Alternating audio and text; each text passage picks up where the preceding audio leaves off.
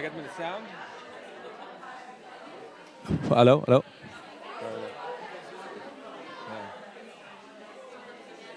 Hello, hello, hello.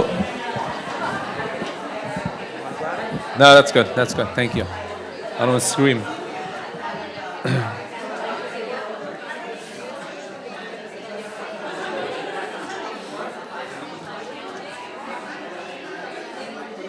All right, we'll start in a few minutes.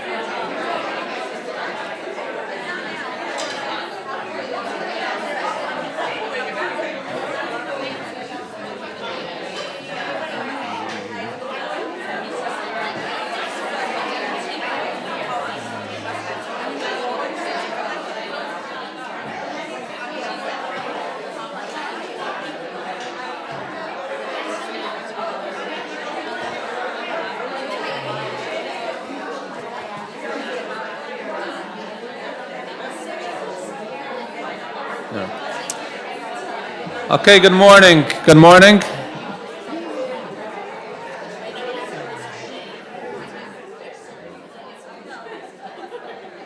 We're going to another few minutes.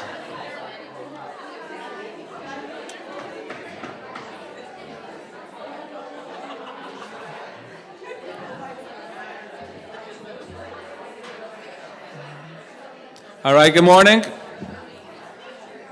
I'd like to welcome you back to the Yaldei breakfast. I hope your travels was okay and uneventful. I know it's been a very interesting 2 years and a lot has changed, but we are happy that we are once again able to host you here at the Yaldei breakfast.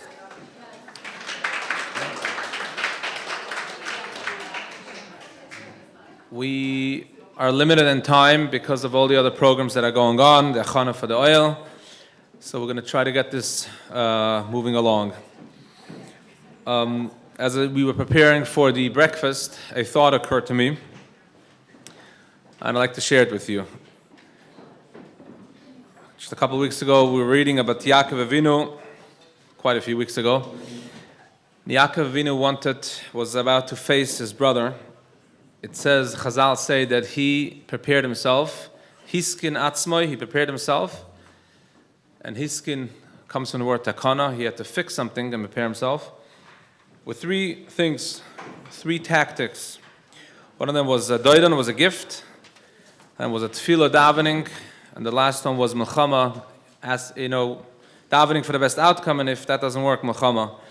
It says that he had to use all these three tactics at the same time, and that is why the Rebbe says that is the reason why he had to hiskin his atzmoi, he had to prepare himself with an immense preparation, because gifting someone something and milchama are two polar opposites. One is chesed, kindness, the other one is total, the other side, gvula. And somewhere tefillah is somewhere in between. To get them all together at the same time, he needed to put a lot of thought and a lot of work in. The Rebbe says in that Sikha that the ultimate battle is going to Mashiach. And going towards Mashiach, we as well need these three tactics. And not only do we need them, but we need them at the same time. I would say that somehow coming to the Yaldei breakfast has the same idea, or some of the same ideas, if I may say.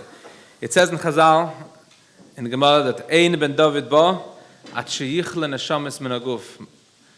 Mashiach will come when the place in Shamayim called Guf, that's where they keep all the neshamas. When he gets emptied out of all the neshamas, that's when Mashiach is going to come. And it doesn't say that the neshamas have to be a tzaddik or a Talmud Chacham, or it doesn't say it. No discrimination. All the neshamas need to come down to this world. Some neshamas come in different forms, but every single neshama is needed in this world to win the ultimate battle, to bring Mashiach. Somehow this is the Eibish's master plan. We don't understand every part of its master plan, but somehow this is the way it is. Sometimes we have kids that we need to raise in different ways. We have to have a different approach. They need more attention, more focus, maybe some more therapy. But this is still the Eibish's plan, somehow the Eibish's plan to bring Mashiach.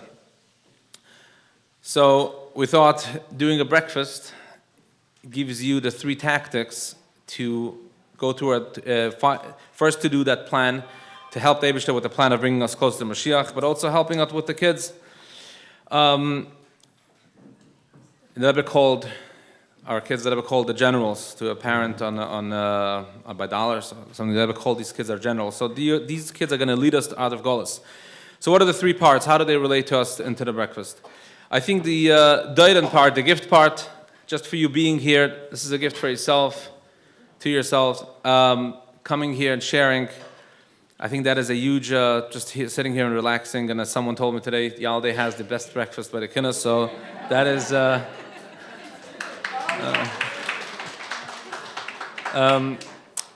for the tefillah part, we're going to soon ask one of the mothers to represent us and say two kapitlach tehillim.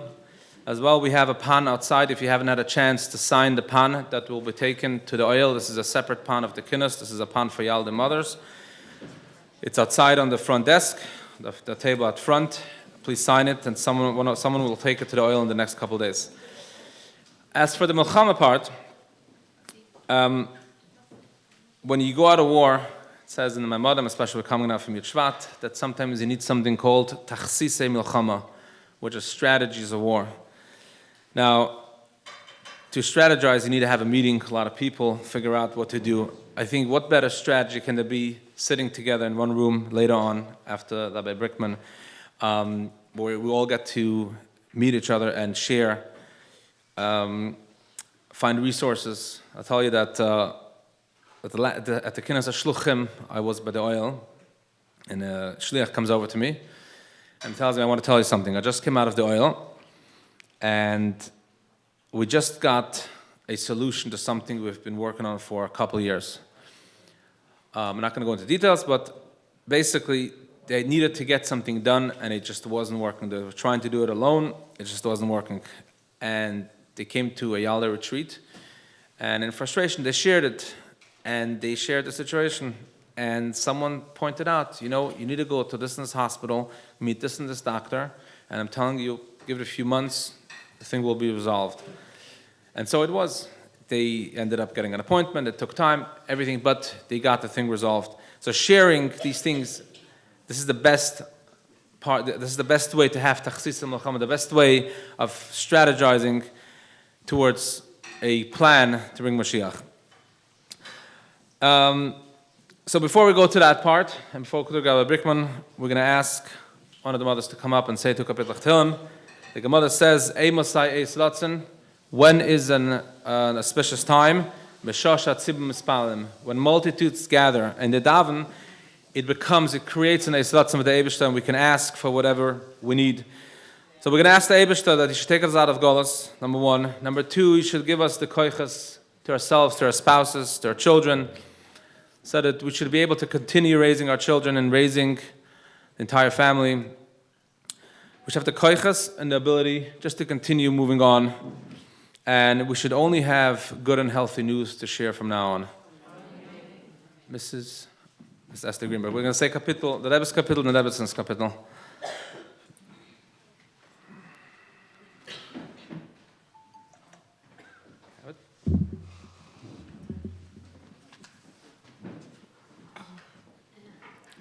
Shir Hamalais El Adonai B'tzarasali Karasi Vayaneni.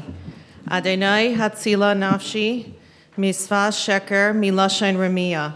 Ma Yitain Lecha Uma Yosef Lecha Lashain Ramia.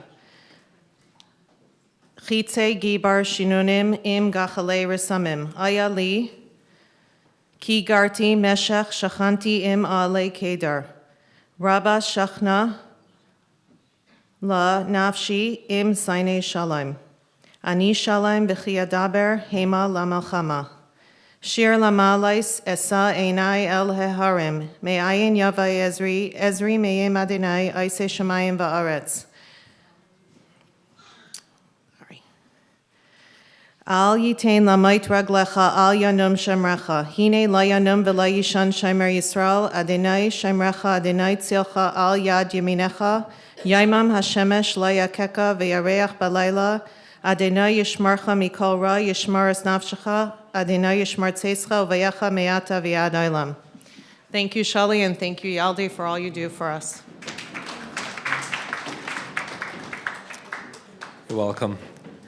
Thank you, and I hope Hashem answers these prayers immediately and takes us out of Golos. Now, we're going to move right along. I often get asked either straight out a halachic shaila, and I'm not a dov, I cannot paskin, or I'm asked, which dov can I ask a question to? So I'll tell you, not every dov is a mumcha in every field. Same way you go to certain specialists for certain things, you have to go to certain rabbanim for certain questions. Over the years in Yaldei, I had the opportunity to speak to quite a few rabbanim, and I'll tell you that one of the most sensitive and caring rabbanim that I met was Rabbi Brickman here from Seagate. So I present you Rabbi Brickman here. One of the reasons we want to have a dove here, you're not going to get straight out answers to the questions because every question has a lot of dynamics to find out before you get an answer. We compiled a couple of questions that we received, a couple of questions that came over the years, and hopefully I'll address some of them. But the idea here is, and he's going to expound on it more, is that the idea is also that to break the ice, it is important to have a dove to speak to and to realize that the Rabbanim are here to help us. They're not here to restrict us. They're here to help us. And I'll tell you that the Rebbe spoke many times about having a dove. And when you ask a dove a question, that he tells you, that becomes toida for you now. Whatever it is that he tells you, that becomes a toida. So, without any further instruction, Rabbi Brickman.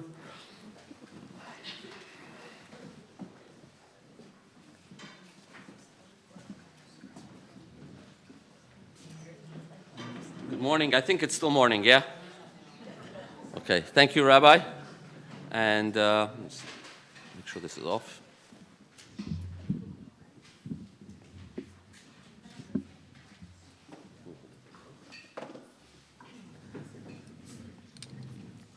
The Rebbe said in the Farbrengen of Yud Shvat, Tafshin Yud Aleph, which was the first formal Farbrengen, the Rebbe quoted a Gemara by saying, I'm going to loosely translate it, when in Rome, do as the Romans. There's a Gemara that says, Ozl Karka, Ozl Ben Musa, follow their mores. So the Rebbe said, in America, they want you to make a statement. So I'll make a statement.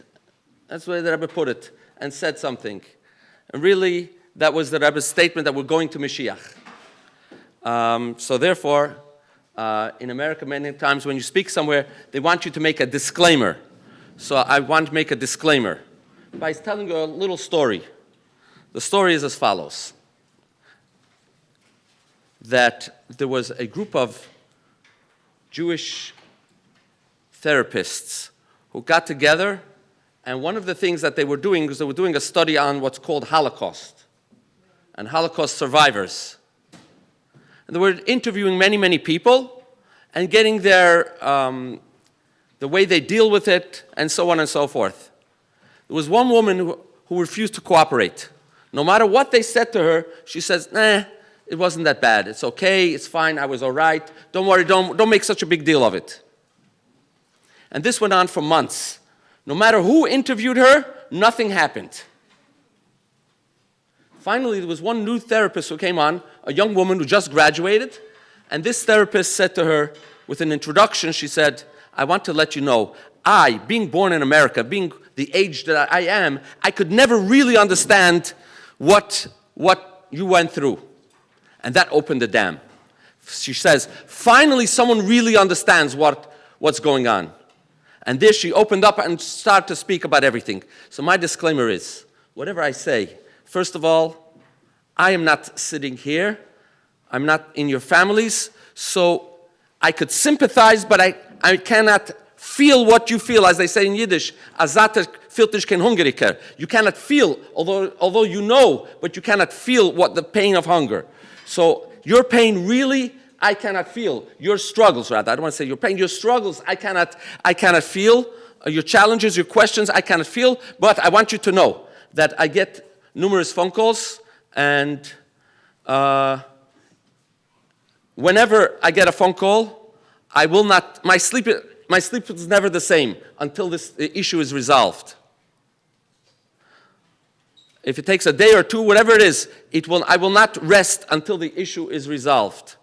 My wife knows that if I walk out of a private room, which I have when I take such phone calls, I walk out of a library, and it might be very cold, and she sees me sweating, she knows right away what kind of phone call I've been dealing with. So I want you to know that this is what I'm dealing, and I'm going to ask you in advance, I ask you, Mechila, if I say something that is foolish, stupid, chalk it up to me not being there and I don't know. So please understand where I'm coming from, and that's why I said it. Having said that, the Chazal say, our poskim say, Ein lemeidim halacha min hakitzurim. You can't learn a halacha from a manual, from a short manual, because what's true for one is not true for the other one. We know there's a famous story of the Frierdiker Harebbe. Two people came with a similar problem, and the Rebbe gave them both a bracha. To one of them, the Rebbe gave a coin and said, sew this into your talis cotton. The other one, the Rebbe told him to do something else, also gave him a coin and told him to give it to tzedakah. They walked out. They don't know, why did the Rebbe tell me to sew it into the talis cotton and you to give it to tzedakah?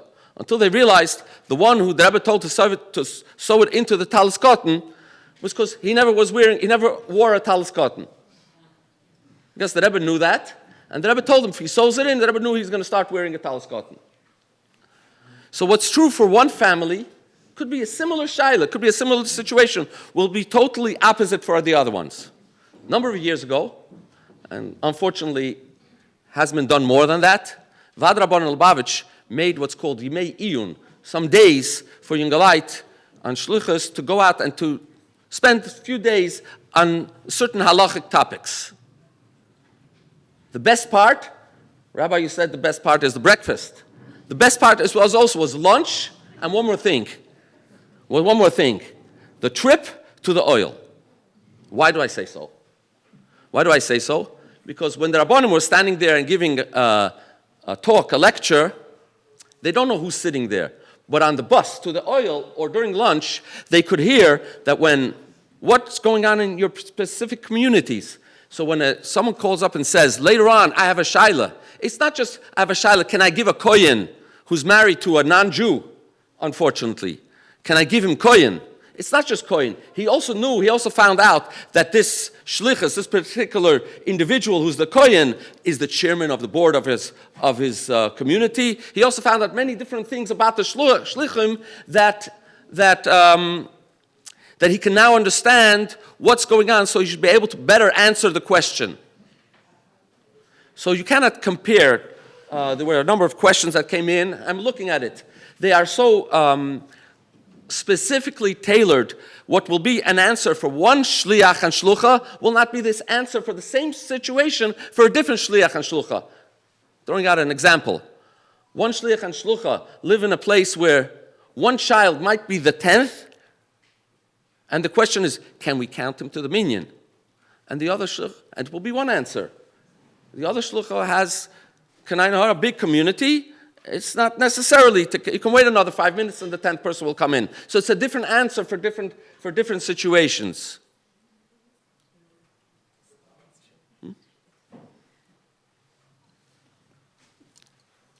A number of years ago, there was one question I saw over here.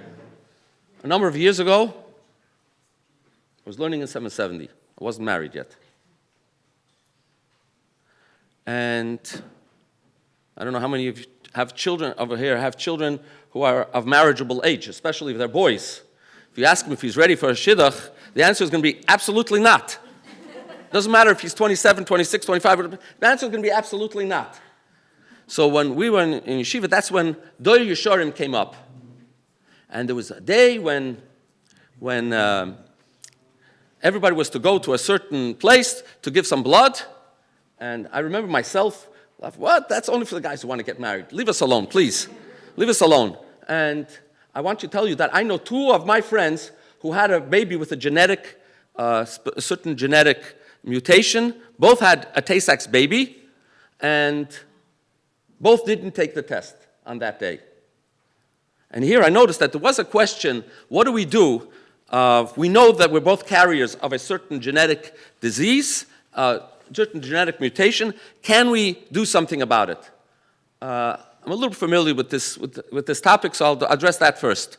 There are things that can be done today. It's called PGD, pre-implantation genetic diagnosis or disposition, and one can look at an embryo under a microscope, and they could literally see everything that's in this embryo to be.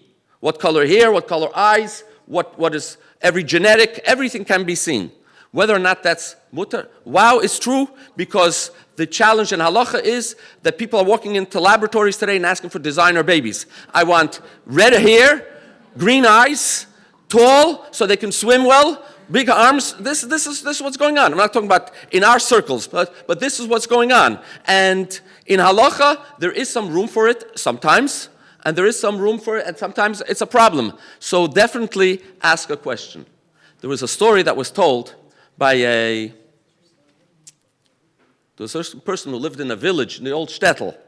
So every other day, today, Baruch Hashem, we buy chickens, what's called, from the packaged chickens. But in those days, they would have to go into they would have to shech the chicken by the shochet, open it up and kasher it yourself, and then if there's a shayla, you see a broken bone, or you see something that's a question, you have to run to the Rav. In a village, in a shtetl, the Rav is not there, so the person had to always harness his horse and wagon, go into the city, so gesund, go into the city and ask a shayla.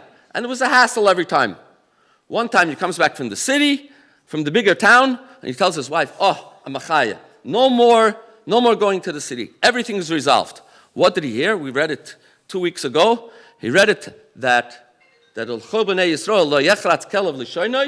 the dogs didn't bark when Bnei Yisrael left Mitzrayim. So therefore, now he has the stool. That's why we throw the treifas, we throw to the dogs. Says, now we have an idea. Very good. I'll throw the chicken to the dogs. If he eats it, if our dog eats it, then I know that it's treif. If he doesn't eat it, I can take it back. It's kosher. Very good. A few weeks later, she sees him. He's harnessing the horse. He's going to ask the shayla. She says, didn't you have the solution? It was very good. You throw it to the dog. He says, no. The dog is a machmir. So there was an expression, a machmir is a hund, which means if you the job of a Rav is not to tell you no.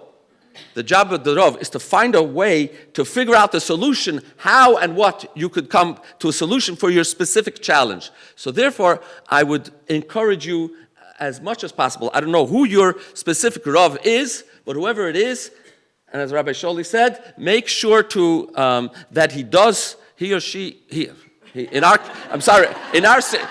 circles, I think, I'm sorry, I'm from New York, and the mayor said you could choose whatever you want.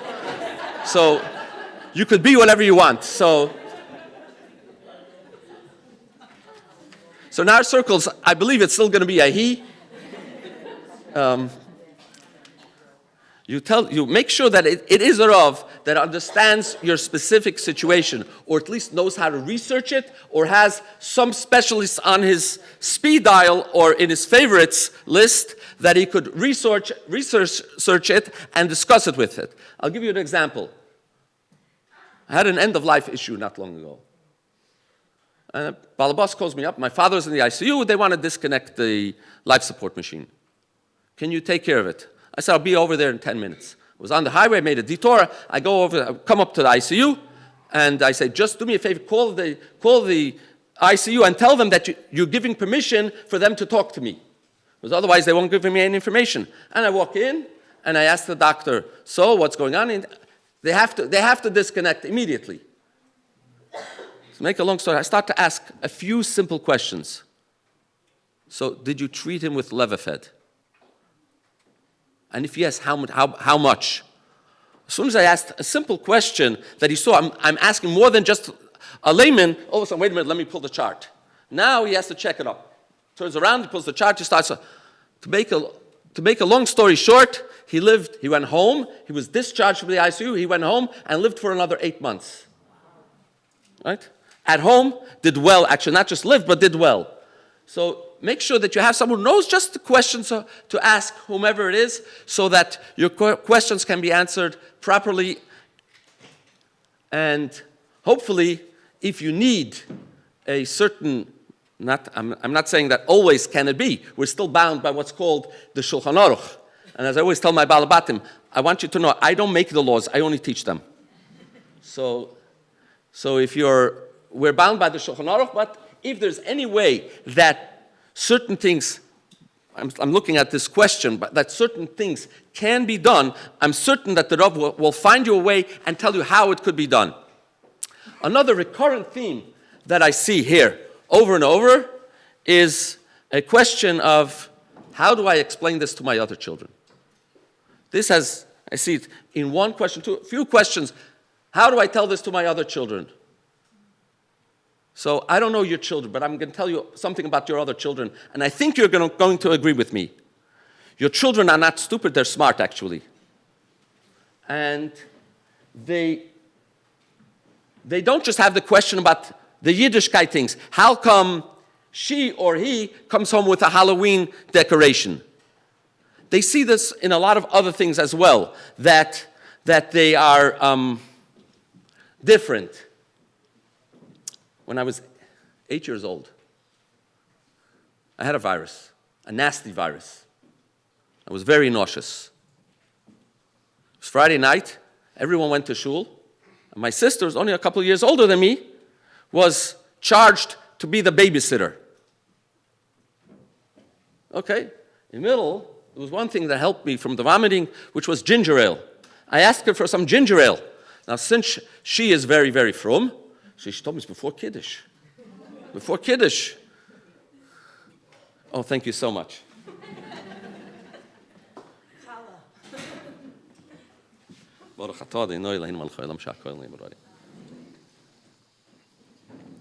Before Kiddush. Okay. My parents came home. Kiddush is ready to go. And she got a little explanation that even though normally we drink ginger ale after Kiddush, but in this situation, that was the only thing that can calm my nausea. But I came, being that I wanted ginger ale, so I came to Kiddush. I came to the Kiddush, and I walked in pajamas. I didn't see my sister running to the other room to put on her pajamas, or my brother, and say, wait a minute, if he can come in pajamas, why don't I come in pajamas? You know what? They understood. He has a virus. He's not well. So he's in bed. So he can come in pajamas. But I'm, Baruch Hashem, well. I feel fine. I put on my Shabbos clothes. And when you come to Kiddush, we sit normally. So your other children, even without knowing them, they are very perceptive and they're smart. And they know that this particular child, has needs that I don't have. And therefore, they need circumstances where they could be treated or have certain things that I don't have, and that's why they go to a school that the teacher is going to send them home instead of a little Moshe Rabbeinu in a basket. They might send something else. So they understand it. And when they become of age, I'm sure you can explain it to them a little bit more. Everything age appropriate, anything age appropriate, and I'm sure you can explain it to them a little bit more. And they are much smarter than we give them credit for. I do the same thing. I don't give my kids credit for they're much smarter than we think they are. They know what's going on, and they will accept it, and they will understand that I have a different set of rules than my brother or my sister because my brother or my sister needs this and this in order to be able to function as best as they can.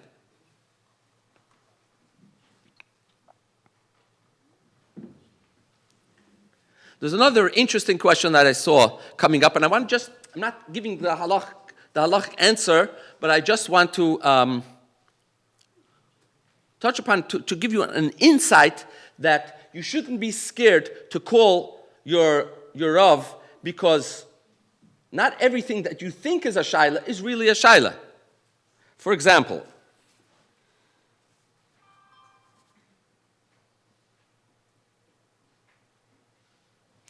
my daughter has a rare genetic condition, and the only thing that can keep her relaxed and calm is an iPad.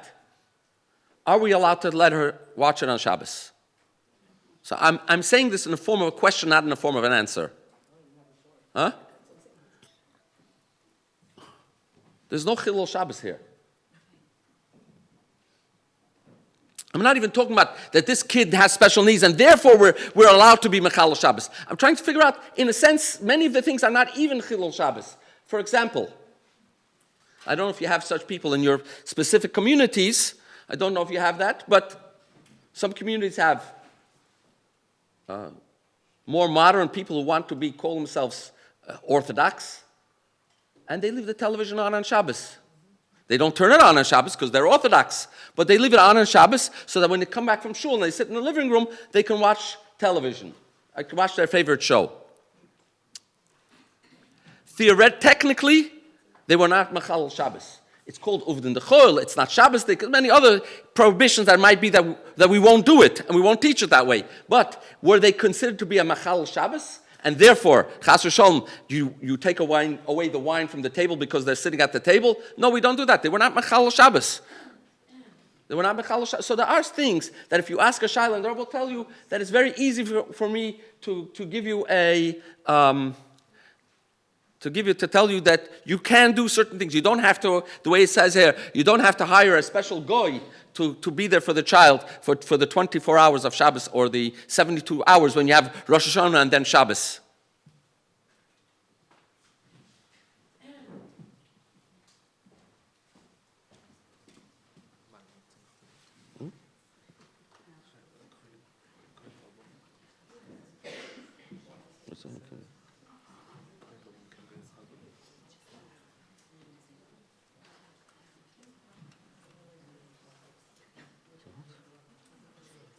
Okay. There's a question here about a kohen and balmum. Do they do berchas kohenim? They learned in the Chidon. I want to tell you something. There's a story of Rabbi Moshe Feinstein. Rabbi Moshe Feinstein, I'm sure you're aware of, passed away in the 80s. What was, and still today, most likely universally accepted as a posek, at least in the United States. Did many, many great things. And interesting, he was accepted across the board, both by Hasidim and by non-Hasidim, by whatever we would call Olam Sheh, and he was considered to be an authority in halacha. He needed a certain procedure done. A certain procedure, I think it was a pacemaker or something, he needed it done. And he was refusing to do it. And the reason why he was refusing to do it is he was concerned that it might make him a balmum. Chas v'sholom.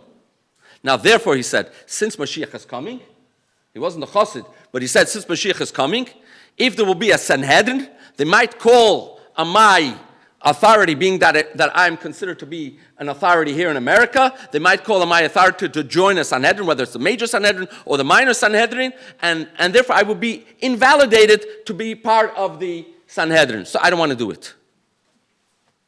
That is a madrega. First of all, I'm not at the level to debate Rav Moshe Feinstein in halacha, but I don't think that would make him a Baal Mumma. So you have to be very careful, Chas v'Sholom, to think of what would be considered to be someone who is a kohen, who's not valid to do the avodah. And let me tell you, kohanim who were not doing the avodah had other jobs in the Beis Hamikdash. So not everything, just because they had some sort of a physical imperfection, if they had something there, not doesn't mean that they can't do anything. They were able to do certain things in the Beis Hamikdash that was not besides the karbonis. So kohanim were able to do. Now, again, to answer such a question, we need a lot more information. Is he the only kohen in the shul? I would presume that if he's a kohen, then his father is also a kohen. It's not a kohen. They're learning a whole list of disabilities Okay. that someone who's a mum cannot do berchas kohenim, Right. cannot be a korban. It's a concept. It's not someone who's a kohen. But it bothers them because they're saying that if he would be a kohen, he wouldn't be able to serve in the Beis Hamikdash if he has all these issues going on. So it bothers them. You know what? I agree with them. I agree with them 100%. They are 100% right. And this. They don't just write a mum. They actually give details of movement. Yes. A single leg, a bow leg. They give a whole list. We'll work it out. Well, it's actually this week's chitas. This week's chitas. Vayar ha'om vayanu. We just read, not this week's chitas, last week's parsha. We just read Vayar ha'om vayanu, that everyone who came to Matan Torah had to be able to see. They had to be able to hear. So everybody was cured. So when Mashiach comes and we have a Beis Hamikdash, absolutely they will be cured from. Oh, now I agree with. Now I agree with them that they are 100% right. I have the same complaint to them. I have the same exact complaint to them as them, rather. Same exact complaint to, and as the saying from the Friedrich Harebbe went, don't make the Eibishter right always. Don't make him right. You're allowed to have a complaint. Don't make him right. We don't need to justify everything that he does. Don't make him right. Nowadays, they're allowed to do berchas kohenim. Oh, nowadays, so that's a very specific question. Are they the only kohen that's up there? I presume that if it's a child. They're not the only kohen. It makes them feel bad, and it's not even if they're a kohen or not. Even if they're not a kohen, when they're learning, the siblings are learning it. It makes them feel bad for them because it also makes them look like something is wrong with them. This goes under the category of what I mentioned before, that I don't make the laws, I teach them. But I agree that there's definitely, it's not fair. Life is not fair. Just wondering, berchas kohenim today. Yeah. My son has a Yes? like in our class, and he can't have a mitzvah, and he will boycott berchas kohenim because that's berchas kohenim. Okay. Yeah. My husband's here to ask her if he's not on a lawsuit tomorrow. Okay. So, what's the halacha for that?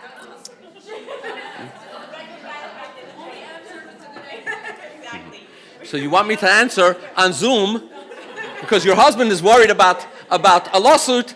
And by the way, I'm in court, so I know what it is.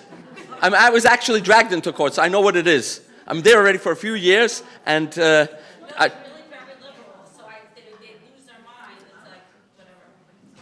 You don't have to answer. okay, no, it's. I am curious, though.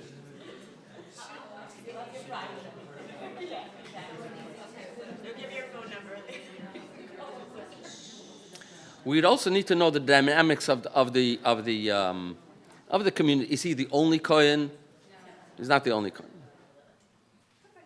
My kid is not a kohen, but it still makes the other kids feel bad. They want to know that they have the best siblings. They don't want to know that there's something wrong. They learn a whole list of blemishes. If he would be a kohen, they want to know he'd be able to be a kohen. He's not, even if he's not a kohen, it's the idea. Okay, I agree with you. They are very right. And they should have the complaints, because if we had the complaints, maybe Mashiach would have been here already. It feels like an oxymoron. Like we're saying how special they are there. They have generals, they have neshamas that are so high. Okay. And then we say, no, you can't do this. Or A number of years ago, Jem put out a clip. Now that you mentioned, I'm just going to respond to what you mentioned, that you said the Rebbe's generals. Since this was published, I could say it. It was a Jem clip where someone comes up to the Rebbe by dollars and says, my child is autistic. And it was not someone that looks like us, meaning that was a chassid that grew up with the Rebbe. So it seems that this person thought that the Rebbe doesn't know what autistic is. So he starts to complain to the Rebbe and says, he doesn't know how to communicate with people.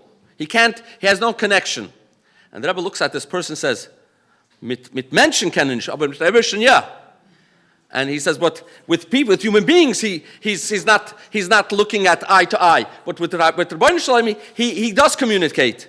And all of a sudden, the Rebbe tells him to put a pushka in the room, and all of a sudden now the person says, Rebbe, you're right. I like to always watch that, because when it clicks by the person, says, you know, Rebbe, actually I see, when we talk to him about spiritual things, he responds. We had a person in our community. His father is a very, very big doctor, and he's about 30 years old, very severely autistic. One time he invited us to come to his backyard. I'm buying a brand new barbecue just so you can come to my backyard. I'm going to tell me where to buy the meat. I want you to be there for me.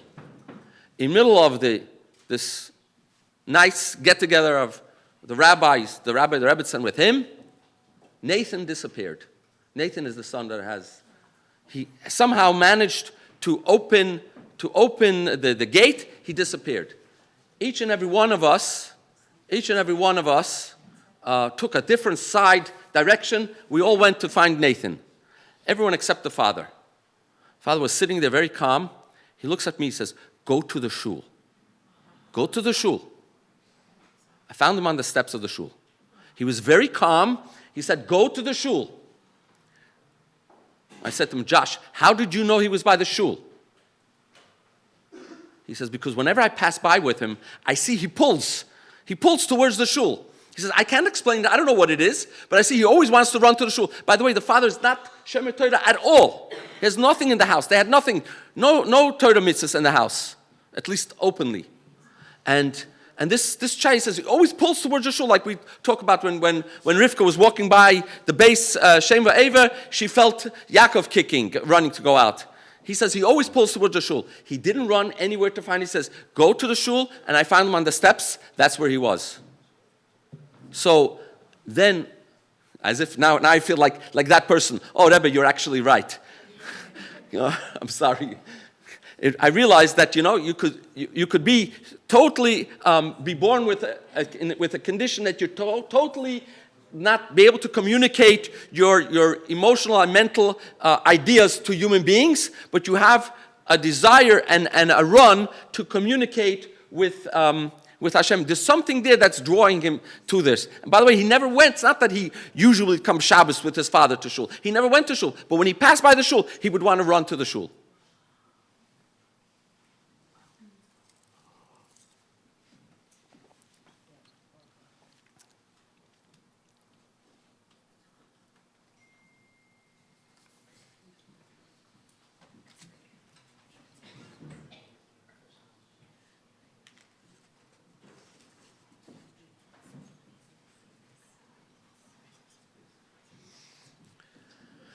I want to address one more issue that I found the most challenging in halacha.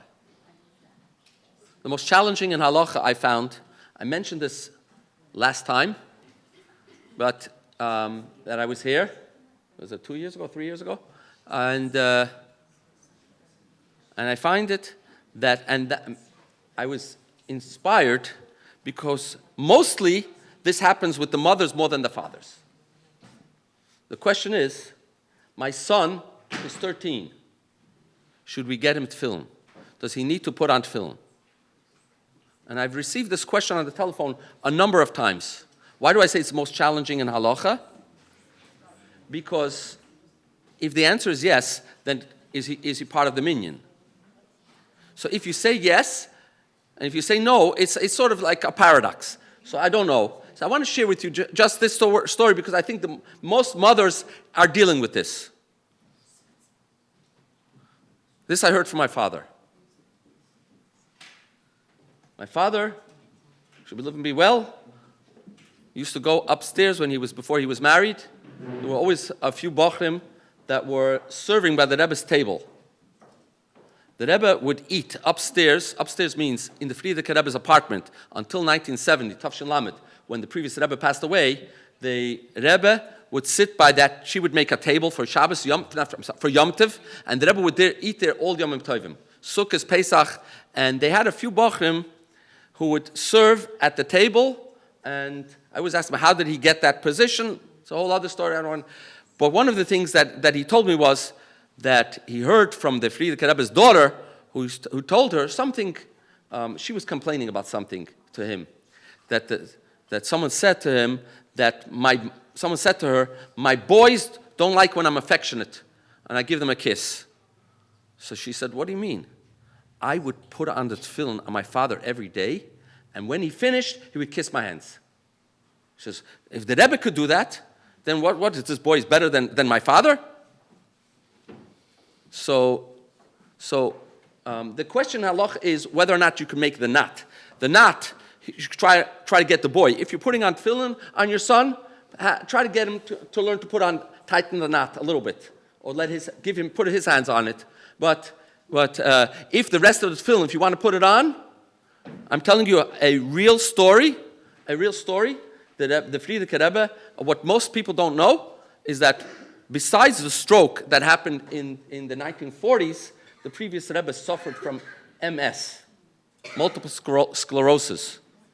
And that's why there are only few people that could still remember. We just lost Rabbi Zusha Posner last week, and very few people that could still remember going into the previous Rebbe. But whoever I heard from who went into the previous Rebbe, says that his movements was very, very deliberate, very pronounced, very deliberate. The Rebbe would move his arm like this, very thoughtful and very deliberate. And that was because the Rebbe was suffering from MS. So the physical motor movements of the Rebbe's muscles were very, very difficult for the Rebbe to do. So tefillin obviously was something which was very difficult, and he asked one of his daughters to please put on tefillin on a regular basis, on a daily basis on the Rebbe. So being that I've heard this a number of times in phone calls from mothers asking me, being that we're more with my son in the times in the mornings when can we put on tefillin? I'm giving you a real story that happened with the Rebbe that you could feel very comfortable putting on tefillin if you're going to do it.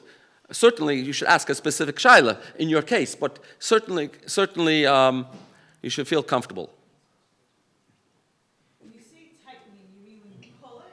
Yeah. That's the hardest. That's the hardest part. Yes, you might have to help him, but put his hand there. But So he just puts his hand there?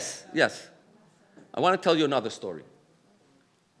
I was going to bring it, but I couldn't find it.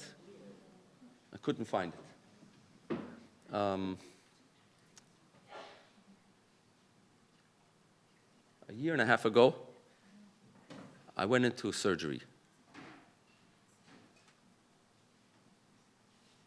It was probably the most serious surgery that could be. It was on my brain, and they found a tumor.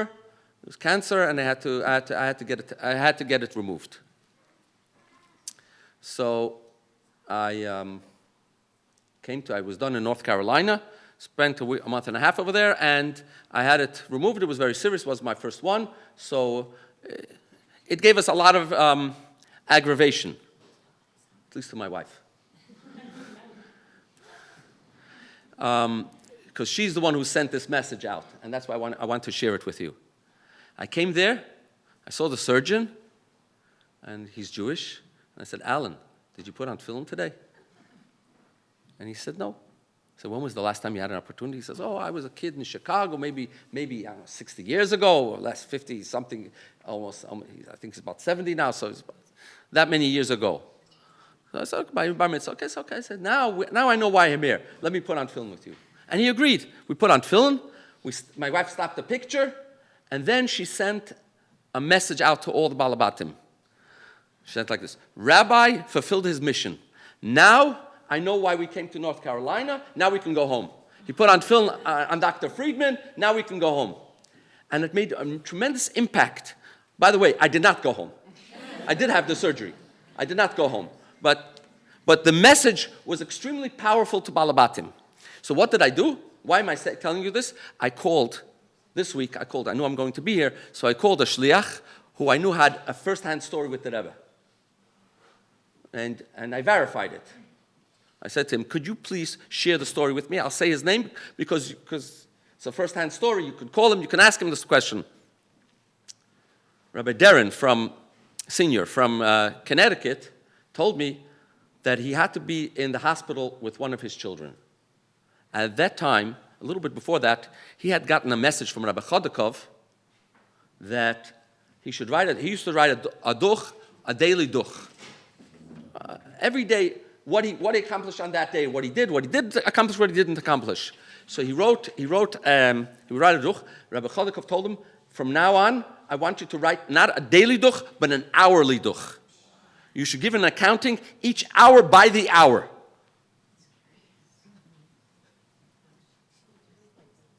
Yes. And then he had to be in the hospital with one of his children. Oliver or Aleo Hashalama. I'm not sure if it was a boy or a girl. He had to be in the hospital. So he didn't write a duch. He's not in his office, not doing shlichus. He got a call from Rabbi Chodakov. What's going on? Where's the duch? So he said, I'm sorry. I'm now in the hospital with my child, and therefore I'm not writing. I'm not in my normal situation. So he says, maybe I should write it differently. He says, Vartzu, wait a minute. When Rabbi Chodakov said, wait a minute, that was a frightening thing, because either he was in the Rebbe's room and the Rebbe was listening, or the Rebbe picked up the phone, was on the line, while Rabbi Chodakov was in his little office, which is the size of a closet. So either or. So he says, Vartz, wait a minute. He comes back with a message. Zicha, certainly, I'm going to paraphrase and translate. Certainly, you're not in the hospital because you don't have this agmas nefesh because they want to just wanted to give you agmas nefesh. Certainly, there is a mission for you to be in the hospital. Find it and write a duch.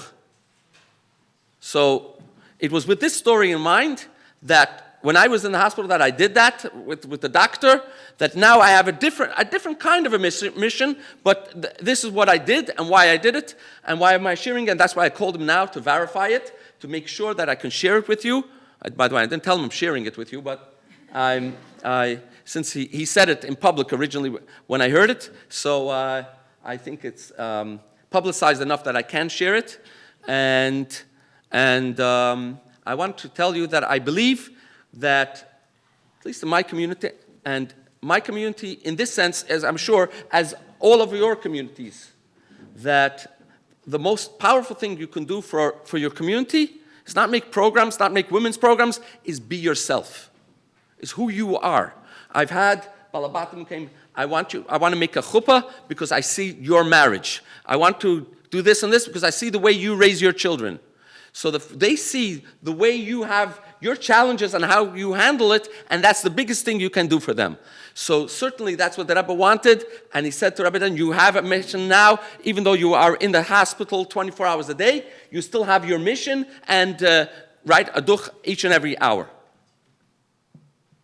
So with that, I'll re-emphasize what I mentioned before, how we read last week, Vayar ha'om vayanu'u, and that everyone at Matan Torah was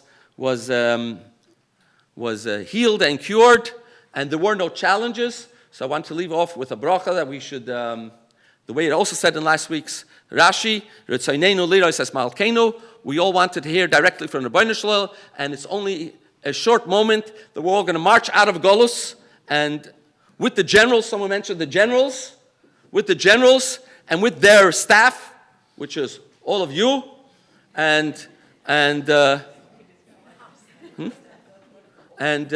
we should have nachas from them and from all the children.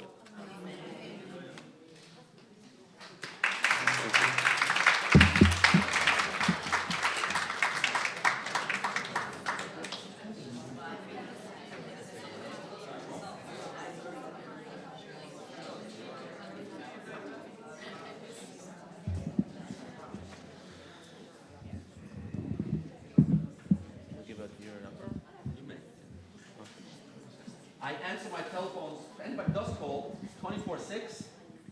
I answer. The best is to send me a text first. As I mentioned before, I am in court, so therefore sometimes I get phone calls which, if I don't recognize the telephone number, I cannot answer. So therefore, if you send me a text that you're going to call, I will call back. Lynette.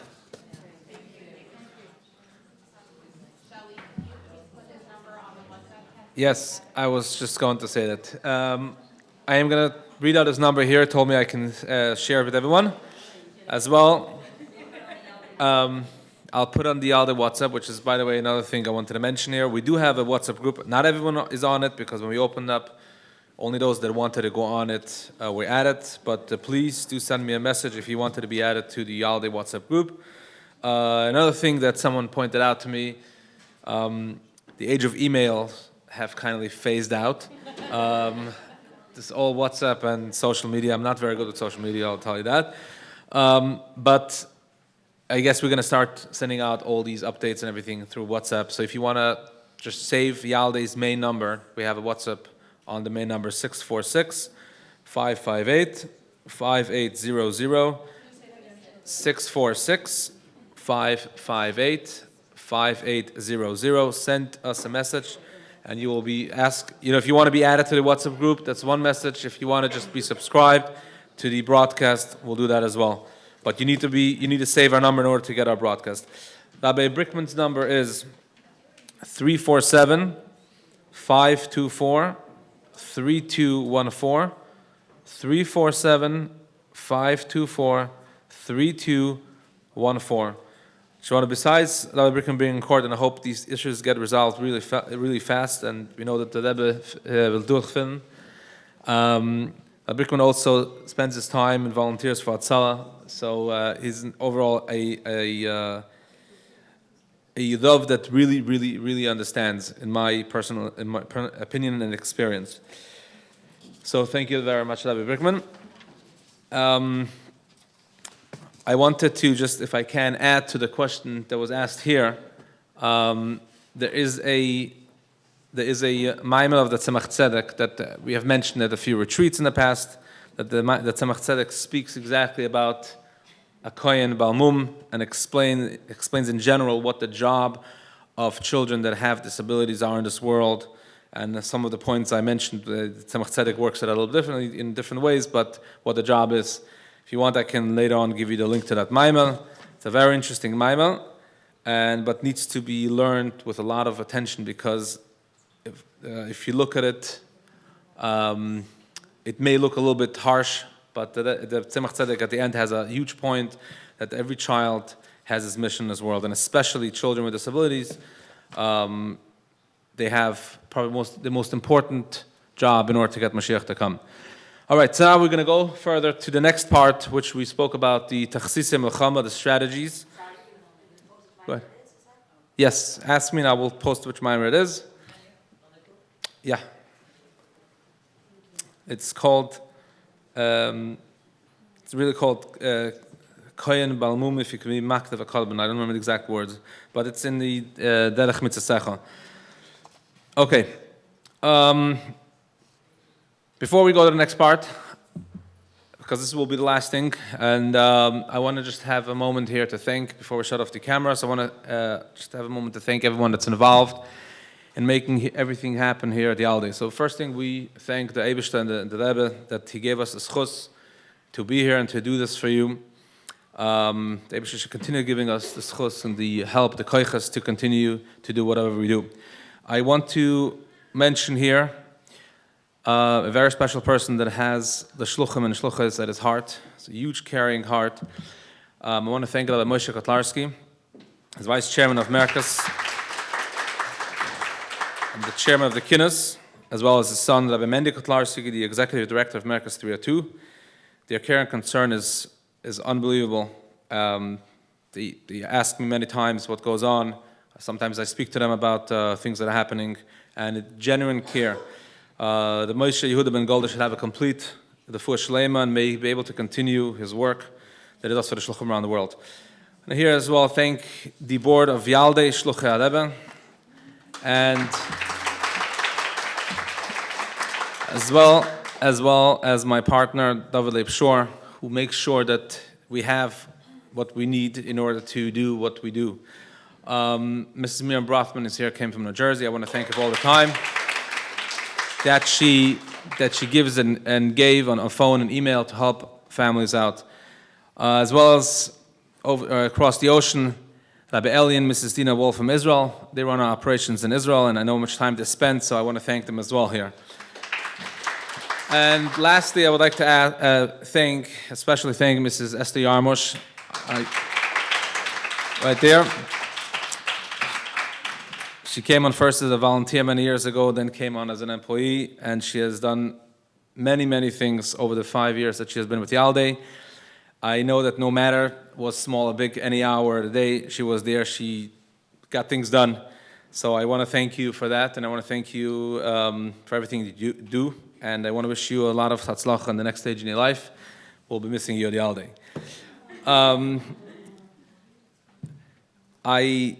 So last night, as I was sitting, and we'll finish up with this. Last night, as I was sitting and finishing a couple of things for the breakfast, I sat down and I wrote a zettel, and I, to the Rebbe that we're doing this and asking a blessing. The Brickman was going to speak on this, and I asked for a bracha, and I decided, I'm not going to go to the oil tonight. Obviously, it's 2 o'clock in the morning, so I'm not going to go to oil tonight. I'm going to put it into a first sefer that I see. I turn around, the seal of Kutasichas, I open it up, put it inside. And it's just a curiosity to see where it ended up. So the Sikha is a Sikha in Vayechi. I'm not going to say the whole Sikha, but the point that stuck out is that it asks a question. When Yaakov meets Yosef, later on he tells him that Ephraim and Menashe, Lihu, your kids Ephraim and Menashe belong to me. They're part of the 12 Shvatim. And the question is why? What's the connection? The Rebbe asks, the children that were born to you until I came to see you are my children. What's the connection until I came? So in short, that basically says there's something very special about being on the way. His wife, his maid, Akeres Abayis, Rachel passed away on the way. She had Mesiras Nefesh for her children when the children comes out. Yosef was traveling technically for 20-something years until his father came to Mitzrayim. He didn't know where he was going to. Until his father came, there was a travel. So the Rebbe says that the reason why Ephraim and Menashe belong to Yaakov is because of Rachel Ameinu. And that brings out the importance of a Jewish mother, that everything that happens, the reason why we are Yidden is because of the mother. Kohen Levi in Israel belongs to the father, but the essence being a Yid goes according to the mother, because the mother has the Mesiras Nefesh. I felt it was very fitting sitting here, going next morning to meet with the mothers at Yaldei. So I want to wish you a lot of hatzlacha when you go back, that you should have the koiches, and I want to let you just know that we're here 24/6, sometimes 7, if you need anything at any time, our emails, our phone numbers. And I would ask now to turn off the live feed, and we're going to go over to the next part. Mrs. Brooks.